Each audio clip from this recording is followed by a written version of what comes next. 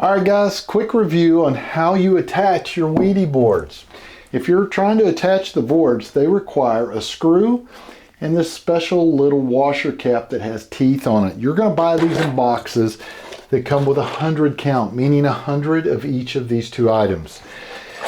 And if you're putting in a regular shower, you could get by generally with one box 100 for a shower, and it'll usually work the same way if you're doing a tub with a shower enclosure. Now you may, if you put in extra, you may need a second box, but generally you can get by with one. And all it's going to do is you're going to find where your studs are at, and you're going to push this in. You'll hear it click when it pushes into the actual panel. Your screw will actually go inside of the center.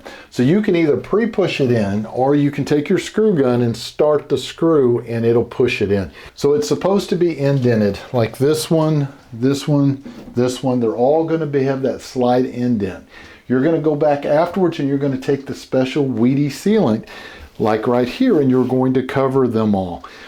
This shower is halfway through the process. I wanted to stop for a second and just give you an idea of how these work. Now they do have some aftermarket little washers and screws. I wouldn't use those. I would use the Wedi one. Make sure that you are using everything Wedi so you do not void your warranty. So if I was rating this on a scale of 1 to 10, I'd have to give this a 10 because it's a mandatory. You have to have this to put the Wedi boards on. They're also extremely easy to use. The screws are very well made, they don't strip out, and they grab really easily. So do yourself a favor, when you're putting up your Wedi board system, be sure you order yourself a box of the screws and washers, unless you are getting the complete kit system. And if you are, then you should already have these included in the kit.